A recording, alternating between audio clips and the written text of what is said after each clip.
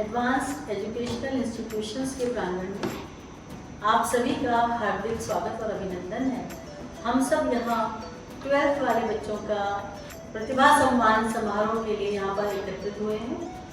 यह संस्था 2006 में एस्टेब्लिश हुई थी और इसके अंतर्गत 3 संस्थाएं चलती हैं: advance institute of technology and management, advance institute of pharmacy and advance institute of education. तो ये संस्था जितने भी प्रोफेशनल कोर्सेज हैं, बहुत सारे कोर्सेज को यहाँ पर सिखाती है और यह संस्था इस क्षेत्र की सबसे प्राचीन संस्था है। इस संस्था के एडमिनिस्ट्रेटर हैं डॉक्टर सुनील दलाल जी, जिनके कुशल नेतृत्व में ये संस्था कार्य करती है और हम इनसे अपना मार्गदर्शन लेते रहते हैं। सर जो हैं वो PhD हैं इलेक्ट्रॉनिक्स एंड कम्युनिकेशन से मुत्थल यूनिवर्सिटी के, और इस संदर्भ में कॉलेज के बारे में और अधिक जानकारी के लिए आइए हम उनसे बात करते हैं। नमस्कार सर। सर यहाँ पर जितने भी स्टूडेंट्स आज एकत्रित हैं वो प्रतिभा सम्मान समारोह के लिए आए हुए हैं और इन सभी बच्चों ने 12th में 70% से अधिक मार्क्स लिए हैं। इनके साथ इनके पेरेंट्स, स्कूल के टीचर्स भी और प्रिंसिपल्स भी हैं। सर मैं इन बच्चों की तरफ से आपसे कुछ बातें पूछना चाहती हूँ, क्योंकि इन बच्चों का ये लाइफ का एक टर्निंग पॉइंट है। यहाँ पर इनके सामने बहुत सारे करियर ऑप्शंस हैं, तो जब ये करियर कोई अपना चूज करना चाहते हैं या किसी संस्थान में अपना एडमिशन लेना चाहते हैं, तो वो क्या क्राइटेरिया होने चाहिए, वो कौन से ऐसे प्रश्न हैं जो इन बच्चों के अभिभावकों के दिमाग में चलते हैं, जिसके आधार पर ये एक अच्छे शिक्षण संस्था का और अच्छे कोर्स का चयन कर सकते हैं। तो सर आपके जो इतना अनुभव है, आपके अनुभव से इन बच्चों को कुछ लाभ मिले, इसके लिए मैं कुछ जानकारी आपसे प्राप्त करना चाहती हूँ। बहुत धन्यवाद। इस एडवांस एजुकेशनल इंस्टीट्यूशन में बैठे हुए पलवल और होटल जिले के सभी विद्यार्थी जिन्होंने हाल ही में 10+2 एग्जाम को पास किया है और उन्हीं के साथ उनके पेरेंट्स जो आए हुए हैं, उन सभी का मैं पूरे एडवांस परिवार की तरफ से यहाँ पहुँचने पर हार्दिक अभिनंदन करता हूँ और स्वागत करता हूँ। जैसा कि अभी मैडम ने बताया कि एडवांस एजुकेशनल इंस्टीट्यूशन को इस जिले का सबसे पुराना तकनीकी शिक्षा को शुरू करने का श्रेय इसी इंस्टीट्यूशन के पास है और साल दर साल इस इंस्टीट्यूशन ने नए नए मुकाम हासिल किए हैं। बहुत सारे विद्यार्थी और पूरे भारत ही नहीं, पूरी दुनिया में अलग अलग जगहों पर इंस्टीट्यूशन का, इस जिले का, इस हरियाणा का नाम रोशन कर रहे हैं। मैं आपको बताना चाहूँगा, वैसे तो एडवांस एजुकेशनल इंस्टीट्यूशन किसी परिचय का मोहताज नहीं है, क्योंकि सभी जानते हैं इतना पुराना इंस्टीट्यूशन है। एडवांस एजुकेशनल इंस्टीट्यूशन जो है लगभग 32 एकड़ में फैला हुआ है। संस्थान के चेयरमैन परम आदरणीय डॉक्टर पुनीत गोयल जी, जिन्हें की 32 सालों का अनुभव है, जो कि विद्यार्थियों को एक अच्छा जीवन देने का अपने आप से प्रण जो उन्होंने किया है, उस पर लगातार काम कर रहे हैं। उसी प्रण में हमारी संस्थान की चेयरपर्सन परम आदरणीय डॉक्टर पूनम गोयल जी भी उनका भरपूर साथ दे रही हैं। उन्हीं के आशीर्वाद में मैं और मेरी टीम लगातार काम कर रही है और ऐसे ही आगे काम करती है। सर संस्था में जो 3 इंस्टीट्यूट्स हैं, उनके जो प्रिंसिपल्स हैं और जो उनका स्टाफ है, किस तरह से आप चयन करते हैं अपने प्रिंसिपल्स का और स्टाफ का? सर एक बार उस पर प्रकाश डालिए, क्योंकि सर संस्था का जो मेन आधार स्तंभ होता है वो वहाँ के प्रिंसिपल्स और टीचर्स ही होते हैं, जो कि एकेडमिक चीज़ों को चलाते हैं, बच्चों को शिक्षा देते हैं। सर उसके बारे में कुछ बताइए। आपने बहुत ही शानदार क्वेश्चन किया है। देखिए, मेरे गुरु रहे हैं, वो गुरु मुझे हमेशा ये कहते थे कि बिल्डिंगों से संस्थान का नाम नहीं होता है, संस्थान का नाम होता है उसके टीचरों से। अगर टीचर अच्छे होंगे तो संस्थान अपने आप अच्छा हो जाएगा, और इसी स्लोगन पर एडवांस एजुकेशनल इंस्टीट्यूशन काम करता है। एडवांस इंस्टीट्यूट ऑफ एजुकेशन के प्रिंसिपल डॉक्टर लक्ष्मी शर्मा जी यही हैं, जो साल 2007 से लगातार यहाँ प्रिंसिपल के तौर पर कार्यरत हैं। डॉक्टर अर्चना राणा, जो कि साल 2008 से एडवांस इंस्टीट्यूट ऑफ फार्मेसी में कार्यरत हैं, और उसी के साथ डॉक्टर सोमेश जैन जी, जो कि advance institute of technology and management के प्रिंसिपल हैं, जिनको भी बहुत लंबा अनुभव है। ये जहाँ तक प्रिंसिपल्स की बात है। इसके अलावा अगर मैं बात करूँ हेड ऑफ द डिपार्टमेंट्स की, कंप्यूटर साइंस में डॉक्टर निशान जाखड़ जी, जिनको लगभग 12 साल का अनुभव है। धर्मेंद्र सर, जिनको लगभग 16 साल का अनुभव है। उसी के साथ ब्रिजेश सर, उनको लगभग 18 साल का अनुभव है। अगर मैं बात करता हूँ एजुकेशन में, तो श्री मनोज जी, जिनको लगभग 12 साल का अनुभव है। अगर मैं बात करूँ फार्मेसी की, तो मैडम रुचिका काला, जो कि लगभग 15 सालों से हेड ऑफ द डिपार्टमेंट के रूप में कार्य। ये तो है इनका अनुभव। और बाकी जो स्टाफ है, बाकी जो टीचिंग स्टाफ है, उनके लिए जो भी हमारी AICTE के, PCI के और NCT के, उनके जो मापदंड है, उन्हीं मापदंडों को फॉलो करते हुए टीचर्स का चयन किया जाता है। और चयन करने के दौरान हमारी मैनेजमेंट किसी भी लेवल पर कोई समझौता नहीं करती है, क्योंकि अच्छी एजुकेशन देंगे तो ही विद्यार्थियों के जीवन को अच्छा बना पाएंगे। कोई और चीज में कमी रह जाए सो रह जाए, पर अच्छे टीचर की कमी किसी भी विद्यार्थी को किसी भी सूरत में नहीं होने दी जाती है। बाकी फैकल्टी जो है वो भी सारी अनुभवी है। उन्होंने कई दौर के इंटरव्यू से, लिखित परीक्षा से, कई चीजों से उनको निकाला जाता है। नेट की परीक्षा उनके पास होनी चाहिए, कोई डॉक्टरेट उनके पास हो, अनुभव कम से कम 5 साल का हो। तो इस तरह की फैकल्टी का चयन जो है किया जाता है। जी सर, जो क्लासेस होती हैं और जो लैब्स हैं या लाइब्रेरीज हैं, सर इसके बारे में कुछ बताएंगे? ये क्वेश्चन जो है आज के समय का सबसे जरूरी क्वेश्चन है। देखिए, जहाँ तक इंफ्रास्ट्रक्चर और बिल्डिंग्स की बात है, तो वो आज सभी के पास है। दूसरा, मैंने स्टाफ के बारे में बताया, तो मैंने आपको बताया कि प्रिंसिपल्स कितने अनुभवी हैं, HOD कितने अनुभवी हैं, स्टाफ कितना अनुभवी है। उसी के साथ साथ जो क्लासेज हैं, उन क्लासेज के ऊपर कैसे फोकस किया जाता है। देखिए, मैं किसी संस्थान का नाम नहीं लेना चाहता, बट बहुत सारे संस्थान आज के समय में जो है बच्चे का एडमिशन ले लेते हैं, उनको क्लासेज के लिए ज़्यादा प्रेशराइज नहीं करते हैं, बेटा आप क्लासेज लगाओ। क्यों? उनके पास टीचरों की कमी होती है, जो भी तरीका होगा। परंतु इस संस्थान की मैनेजमेंट इस बात का विशेष फोकस करती है कि किसी भी रूप में बच्चे जो है संस्थान में आए, क्लासेज को प्रॉपरली अटेंड करें, लैब के अंदर प्रॉपर काम किया जाए।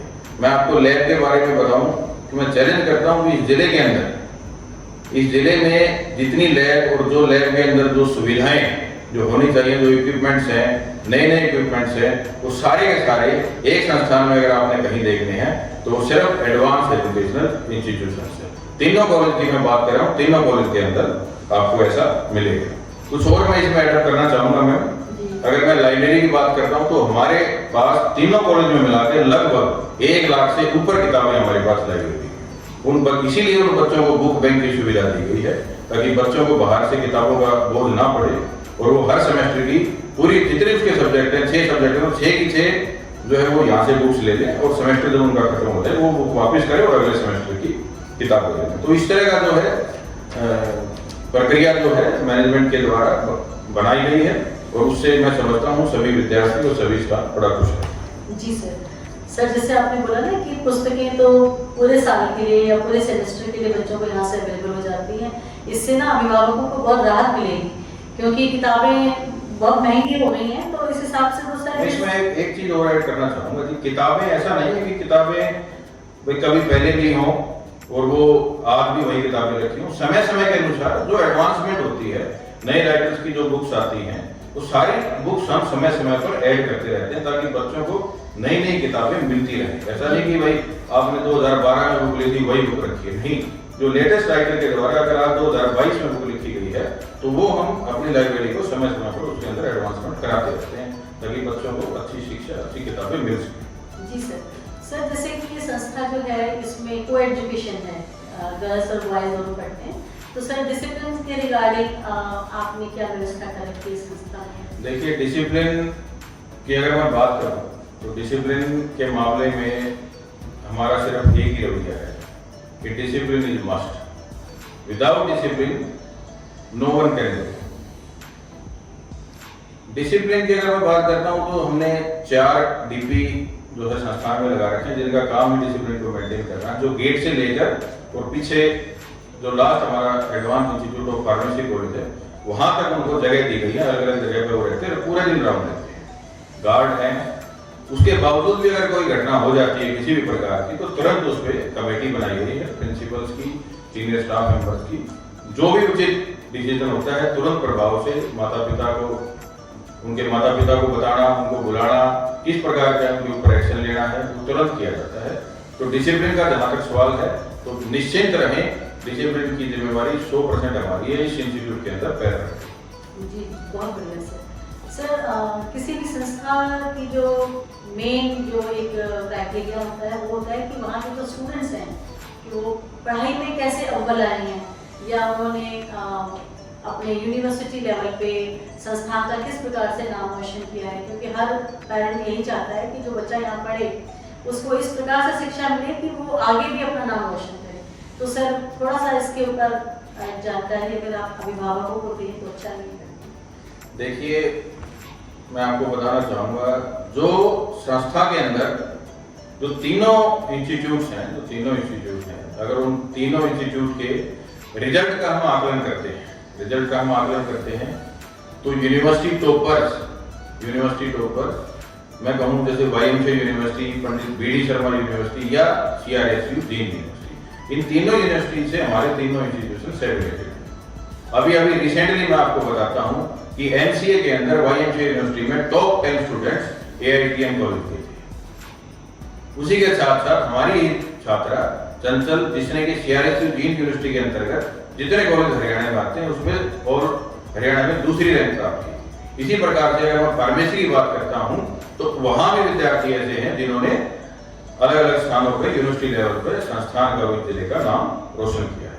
उसका कारण है कि हमारे जो टीचर्स और प्रिंसिपल्स और फैकल्टी है जो दिन रात बच्चों के साथ लगे रहते हैं, और उनको यही मैनेजमेंट भी उनको यही कहती है कि बच्चों के साथ लगे रहना है और रिजल्ट ओरिएंटेड जो है टीचर्स को रहना है, बच्चों के ऊपर पूरा प्रेशर इस चीज के लिए रखना है। जी सर, बहुत अच्छा। सर जो बच्चे यहाँ पढ़ते हैं, क्योंकि यहाँ पर जितने भी कोर्सेज हैं वो प्रोफेशनल कोर्सेज हैं, और आजकल तो सर है भी यही कि बहुत जल्दी बच्चा अपने पैरों पर खड़े हो और बच्चा इस लायक बन सके कि अगर वो नौकरी नहीं करना चाहता तो वो अपना भी कोई व्यवसाय, कोई उद्यम, कोई एंटरप्रेन्योरशिप वो बच्चा खोल सके। तो उस दिशा में कि सभी अभिभावक यही चाहेंगे कि उनका बच्चा बस 3-4 साल की जो डिग्री कोर्स है उसको पूरा कर ले और अपने पैरों पर खड़ा हो जाए और स्वावलंबी बन जाए। तो सर इस दिशा में संस्थान क्या प्रयास करता है? जो आज के युग में मैं समझता हूँ इस समय पर सबसे जरूरी क्वेश्चन जो है, जिसके ऊपर सरकारें बनती हैं और बिगड़ती हैं, इतना इम्पोर्टेंट क्वेश्चन है ये कि किसी विद्यार्थी को नौकरी कैसे मिले।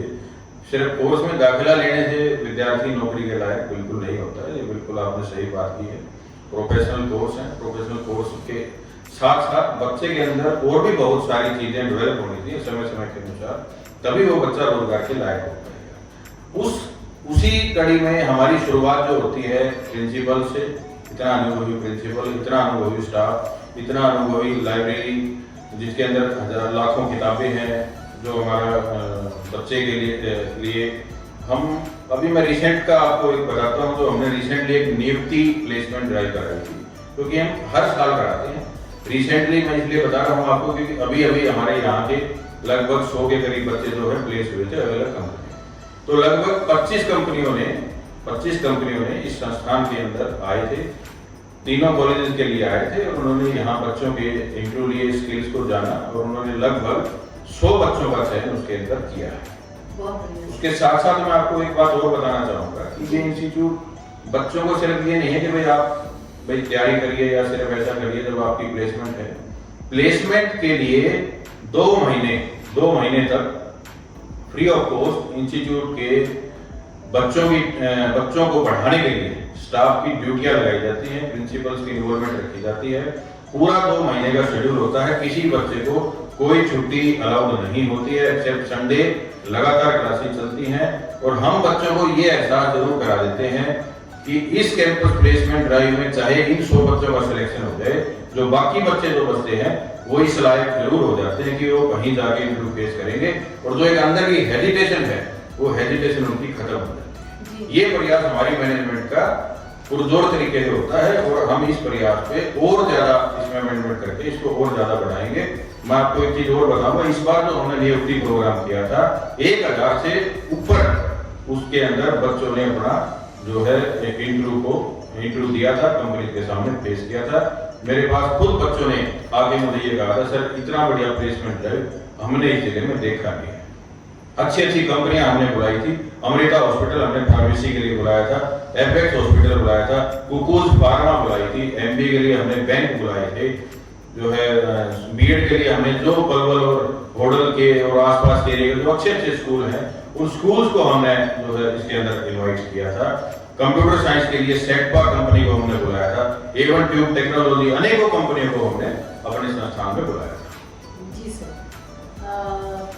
सर जैसे जो बच्चे हैं ये आज हम यहाँ पे प्रतिभा सम्मान समारोह के लिए आए हैं, तो यहाँ पर 70% से अधिक के बच्चे हैं। तो सर ये इन बच्चों के पेरेंट्स जो है ये जानकर बहुत खुश होंगे कि क्या संस्था किसी प्रकार की स्कॉलरशिप इन बच्चों को आर्थिक मदद प्रदान करती है। ये जो क्वेश्चन है इसका आंसर मैं अपनी मैनेजमेंट की तरफ से बिल्कुल मैं देता हूँ कि जिस एंगल से उन्होंने इस चीज को सोचा है। देखिए स्कॉलरशिप जो होती है बच्चों को एक तो सरकार की तरफ से दी जाती है, एससी स्कॉलरशिप है या कोई और स्कॉलरशिप है, तो सरकार की तरफ से दी जाती है तो वो बच्चे के अकाउंट में खुद आ जाती है, वो सरकार की तरफ से सहायता है। तो हमारी मैनेजमेंट ने इसके अंदर जो पॉलिसी बनाई है उस पॉलिसी के बारे में आप सभी को बताना चाहूंगा कि मैनेजमेंट ये कहती है भाई कोई चाहे अमीर हो चाहे गरीब, अगर वो होनहार है, अगर वो बच्चा होनहार है तो उसको फीस में छूट जरूर मिलेगी। जिन बच्चों ने 90% से ऊपर 10+2 में स्कोर किया है, जिन बच्चों ने 80% से ऊपर उसमें स्कोर किया है, जिन बच्चों ने 70% से ऊपर किया है, जिन बच्चों ने 60% से ऊपर किया है, 60% से लेके 90% तक का जो बच्चों ने स्कोर किया है उस स्कोर के आधार पर उन बच्चों को उनकी फीस के अंदर छूट दी गई है। मैं उदाहरण के तौर पर आपको समझाना चाहूंगा कि अगर किसी विद्यार्थी के 90% से ऊपर नंबर है, वो संस्थान के किसी कोर्स में दाखिला लेता है, मैं आपको कहूँ उसने ले लिया बीटेक कंप्यूटर साइंस में, हमारी बीटेक कंप्यूटर की साइंस की फीस है 70,000 रुपए, तो उस बच्चे को लगभग 50,000 रुपए की छूट मिलेगी। उसकी 1 साल की फीस सिर्फ और सिर्फ 20,000 रुपए, मतलब उसकी 4 साल की फीस सिर्फ 80,000 रुपए हुई बशर्ते। सर आपने स्कॉलरशिप की इतनी अच्छी स्कीम बताई है, लेकिन नरेंद्र मोदी जी की हमारे माननीय प्रधानमंत्री की स्कीम थी बेटी बचाओ बेटी पढ़ाओ। तो सर ये मेधावी बेटियां हैं, मैं तो यहाँ देख रही हूँ कि यहाँ ज़्यादातर जो बेटियों का रेशियो है वही जाता है। सर बेटियों के लिए आपने कोई योजना है संस्था में? देखिए बेटियां सबकी होती हैं, किसी एक की नहीं होती। तो बेटियों के लिए जो स्कीम बनाई है सरकार ने जो बनाई है, परंतु हम अपनी तरफ से संस्थान की चेयरपर्सन पूनम गोयल जी की तरफ से जो है, जो हमारी गर्ल्स हैं, स्टूडेंट्स हैं, जो किसी आर्मी बैकग्राउंड से उनके माता पिताजी जो है किसी आर्मी में है, या फिर उनके जो फादरलेस हैं, या कोई फाइनेंशियल कोई उनको दिक्कत है पढ़ने में, तो इनकी सहायता विशेष तौर पर की जाती है उनके डॉक्यूमेंट की जांच करने के उपरांत। एक स्कॉलरशिप तो जो 10+2 में जो उसने मार्क लिए हैं उसके बेसिस पर उसको देते ही हैं। उसके अलावा किसी का जैसे मैंने बताया कोई फादरलेस है, फाइनेंशियल कोई दिक्कत है, इस तरह की जो भी एक बच्ची को दिक्कतें हैं जो वो अपनी रिक्वेस्ट डालती है, उसके वेज में जो भी डॉक्यूमेंट की जो रिक्वायरमेंट होती है वो लेके और फिर उसका आकलन करके उसी प्रकार से उस लड़की को भी पूरी सुविधा और फीस में छूट देने का काम मैंने किया। सर ये तो पढ़ाई की बातें हो गई, एक 4 साल का पीरियड बच्चा कॉलेज के अंदर रहता है, तो सर पढ़ाई के अलावा उसकी व्यक्तित्व के विकास के लिए क्या हम और कोई ऐसी क्या एक्टिविटीज़ कराते हैं जिससे बच्चे को ज़्यादा से ज़्यादा एक्सपोजर मिले और उसका physical development, mental development, emotional development और कैरेक्टर डेवलपमेंट वो संस्था जो है वो दे सके। तो सर इसके लिए संस्था क्या करती है? देखिए बच्चा कोई भी व्यक्ति है, बच्चा है, उसका सीखने का जो तरीका होता है वो एक समान होता है। अब अगर हम विद्यार्थियों की अगर हम बात कर रहे हैं तो विद्यार्थी कुछ देख के सीखता है, कुछ पढ़ के सीखता है, कुछ चीज़ों में अपनी इन्वॉल्वमेंट करके सीखता है। अब वो एक बच्चे के लिए हम क्या कर सकते हैं जिससे उसको हर क्षेत्र में उसका विकास हो जाए, उसको चीज़ें देखने को मिले, समझने को मिले।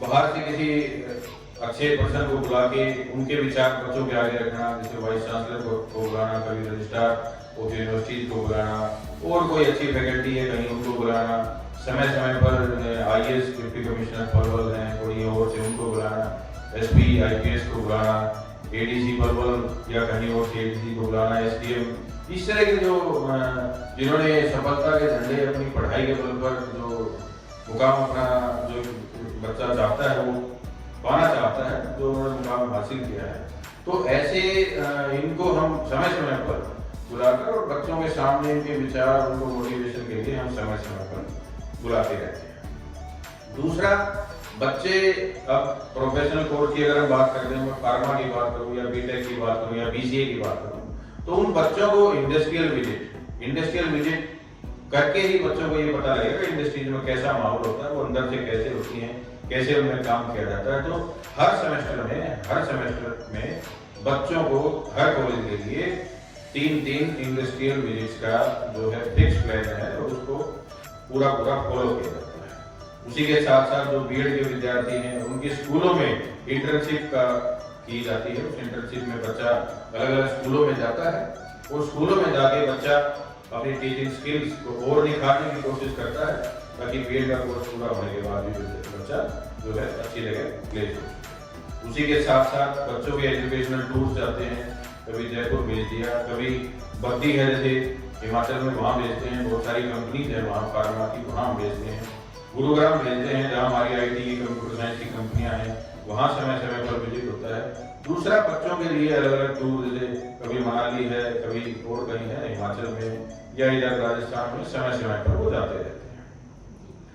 इसी के साथ साथ मैं आपको बताऊंगा कि विद्यार्थी के जीवन में खेल का भी एक अलग जगह होती है। मैं खुद स्पोर्ट्समैन रहा हूँ, तो खेल के ऊपर हमारा कॉलेज पूरा एक दिन पूरा खेल के नाम देता है, और उस पूरे दिन सभी विद्यार्थी और पूरा हमारा स्टाफ पूरे दिन सुबह से लेकर शाम तक ग्राउंड पे रहता है। बच्चों की अलग अलग जो है प्रोग्राम होते हैं, जिसमें रेस होती है बच्चों की, लॉन्ग जंप, हाई जंप, इस तरह के होते हैं। दूसरा, यूनिवर्सिटी के अंतर्गत जो भी हमारी टीमें हैं उनके अंदर भी हम बच्चों को लेके जाते हैं। समय समय पर कल्चरल प्रोग्राम बच्चों के लिए होते हैं। जो हमारे इम्पोर्टेंट डेज हैं, 15 अगस्त है, 26 जनवरी है, 23 मार्च है, होली है, दिवाली है, इन सभी को भी संस्थान के अंदर समय समय पर मनाया जाता है। जो नए विद्यार्थी आते हैं उनके लिए फ्रेशर पार्टी का आयोजन किया जाता है। जो पुराने विद्यार्थी हैं उनके लिए फेयरवेल का आयोजन किया जाता है। और मैं रिसेंट प्रोग्राम आपको बताऊंगा कि पिछले साल हमारे इंस्टीट्यूशन में गवर्नर साहब भी आए थे, ऑनरेबल गवर्नर ऑफ हरियाणा। उन्होंने बच्चों को डिग्रियां भी जो है विस्तृत की थी। तो इस प्रकार से समय समय पर हाई लेवल प्रोग्राम भी इंस्टीट्यूशन के अंदर कराए जाते हैं, ताकि बच्चे उनको देखें, सीखें, कुछ भागीदारी करें और तभी वो एक अच्छा जीवन उनका बने। जी बिल्कुल, गवर्नर साहब बंडारू दत्तात्रेय जी आए थे, और जब से हम ये DC और इस तरह के लोगों को जब बुलाते हैं तो इनके अनुभव से बच्चों को बहुत कुछ सीखने को मिलता है। तो सर, मुझे लगता है कि हमारे बहुत सारे विभागों की बहुत सारी समस्याएं और क्वेरीज जो हैं उनका समाधान हो गया होगा। संक्षेप में आप इनको ये गाइडेंस दे सकते हैं कि कैसे चयन करें कोर्स? संक्षेप इसका यही है, किसी भी इंस्टीट्यूशन को अगर आप देखना समझना है कि वो कैसा इंस्टीट्यूशन, अपने बच्चे का भविष्य उस इंस्टीट्यूशन के हाथों में सौंपना है, तो वहाँ स्टाफ कैसा है, सिर्फ बिल्डिंगें नहीं, वहाँ स्टाफ कैसा है, प्रिंसिपल्स कैसे हैं, हेड ऑफ द डिपार्टमेंट कैसे हैं, बच्चों की रेगुलर क्लासेज, मैं फिर कह रहा हूँ रेगुलर क्लासेज पर ध्यान दिया जाता है या नहीं दिया जाता है। जो ये बच्चों को कॉलेज में कम बुलाना, वो ये धीमा जहर जो बच्चों को दिया जा रहा है, उससे बच्चों का जीवन बर्बाद होता है। ज़्यादा से ज़्यादा बच्चों की क्लासेज लैब के अंदर प्रॉपर काम किया जाता हो, बच्चे जहाँ जिनमें कंपटीशन की भावना हो, हमारे बच्चे यूनिवर्सिटी टॉपर जाते हैं तो बच्चों में बड़ी जिद रहती है कि जो बच्चा यूनिवर्सिटी टॉप करता है हम उसका बैनर हमारे मेन गेट के बाहर ऑन रोड लगाते हैं, सभी बच्चों के सामने उसको सम्मानित करते हैं। तो बच्चों में बड़ी होड़ रहती है, वो कंपटीशन की भावना रहती है। जी, इसका लेटेस्ट उदाहरण मैं आपको बताऊंगा। जैसे मैंने आपको बताया कि BEd में हमारी छात्रा चंचल थी, जिसने CRSU में अभी रिसेंटली 2nd पोजीशन प्राप्त की थी। तो उन्होंने जैसे किया, हमने उनको तुरंत यही एंगेज कर लिया। तो इसमें कई और भी उदाहरण है हमारे पास। मनोज सर हैं, गीता मैडम हैं, और भी कई सारे उदाहरण हैं कि जो अच्छे विद्यार्थी जो हमारे कॉलेज से पास आउट होते हैं उनको हम यहीं एंगेज कर देते हैं, और वो पिछले कई सालों से यहाँ काम भी कर रहे हैं। तो मैंने आपको लेटेस्ट बात दिया। दूसरी चीज आपने ये जरूर देखना है कि प्लेसमेंट के लिए या बच्चों को प्लेस कराने के लिए इंस्टीट्यूट का स्टाफ क्या मेहनत कर रहा है। ये चीजें आपके लिए, अगर आप इन चीजों को देखोगे, क्या एक्टिविटी बच्चों की समय समय पर हो रही है ताकि बच्चे का पूर्णतः विकास हो। सिर्फ ये 5 बिंदु हैं, इन 5 बिंदुओं को अगर आप आकलन अच्छे तरीके से करोगे, वहां बच्चे का दाखिला कराओगे, तो मैं समझता हूँ वो बच्चे के भविष्य को अच्छा बना पाएंगे। और उसमें एडवांस एजुकेशनल इंस्टीट्यूशन दिन रात मेहनत करके लगा हुआ है, और मैं आपको एश्योर करता हूँ अपनी मैनेजमेंट की तरफ से, अपनी तरफ से, प्रिंसिपल स्टाफ की तरफ से, कि हम दिन रात इसी तरीके से काम करेंगे। पलवल ही नहीं, इसके आसपास के क्षेत्र को ऊपर उठाने के लिए पूरी मेहनत से दिन रात लगे रहें। धन्यवाद सर। आप सभी यहाँ इतनी दूर से आए हैं और बड़े धैर्यपूर्वक आपने हमारे एडमिनिस्ट्रेटर डॉक्टर सुनील दलाल जी को सुना है। मुझे पूरी उम्मीद है कि आपकी बहुत सारी शंकाओं का समाधान हो गया होगा। आप सभी बच्चों को पुनः एक बार इतने अच्छे मार्क्स से 12वीं उत्तीर्ण करने के लिए हार्दिक बधाई और भविष्य के लिए शुभकामनाएं। अगर किसी प्रकार की भी करियर काउंसलिंग की आपको भविष्य में भी ज़रूरत है तो आप हमारी संस्था में आकर संपर्क कर सकते हैं। और सर आपका भी पुनः बहुत हार्दिक धन्यवाद और अभिनंदन। Thank you sir.